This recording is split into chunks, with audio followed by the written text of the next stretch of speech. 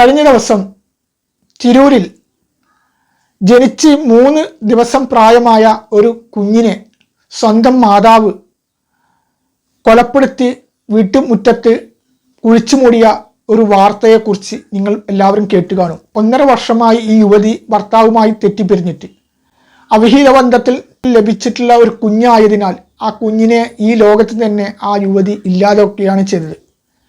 അതിനെക്കുറിച്ചിട്ട് വലിയൊരു വാർത്ത തന്നെ മാധ്യമങ്ങളിലൊക്കെ വന്നിരുന്നു. അപ്പോൾ തന്നെ ആ മാധ്യമങ്ങൾ ബൈറ്റ് കൊടുത്ത്, അതായത് ഇതിന് ഇൻ്റർവ്യൂ കൊടുത്തവരൊക്കെ പറഞ്ഞത് ഇതിൻ്റെ പിന്നിൽ പ്രവർത്തിച്ചവരെ തീർച്ചയായും കണ്ടെത്തൂ എന്നാണ്. സ്വാഭാവികമായിട്ടും ആ യുവതി തനിയെ അങ്ങ് ഗർഭിണി ഒരിക്കലും ആകുന്നില്ല. ആ യുവതിക്ക് ഗർഭം ഉണ്ടാകാനുള്ള ഒരു കാരണക്കാരനായ ഒരു പുരുഷൻ തീർച്ചയായിട്ടും ഉണ്ടാവും. പക്ഷെ നാളിതുവരെ സംഭവം കഴിഞ്ഞ് ഒരാഴ്ചയായി. ഈ ഒരാഴ്ച കഴിഞ്ഞിട്ടും അതിനെക്കുറിച്ചിട്ട് യാതൊരു വിവരവും ഇല്ല എന്നതാണ് നമുക്ക് പറയാൻ കഴിഞ്ഞത്. സ്വാഭാവികമായിട്ടും അതിൻ്റെ പിന്നിൽ പ്രവർത്തിച്ച ആ പുരുഷനെ പിടിക്കപ്പെട്ട് കഴിഞ്ഞാൽ മാധ്യമങ്ങളിൽ വാർത്ത വരും. എന്തുകൊണ്ടോ അറിയുന്നില്ല, അതിനുശേഷം ഇതിനെക്കുറിച്ചിട്ടുള്ള ഒരു ഫോളോ അപ്പും മാധ്യമങ്ങളിൽ വന്നിട്ടില്ല.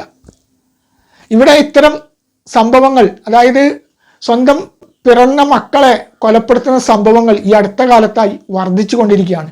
ഈ യുവതിയുടെ കാര്യം എടുത്ത് നോക്കിക്കഴിഞ്ഞാൽ അവർക്ക് ഭർത്താവ് ഇല്ല, ഒരു അവിഹിത ബന്ധത്തിൽ ലഭിച്ച ഒരു കുഞ്ഞായതിനാൽ അതിൻ്റെ മാനഹാനി മറക്കാൻ വേണ്ടിയിട്ട് ചെയ്ത കടും ക്രൂരതയായിരിക്കാം.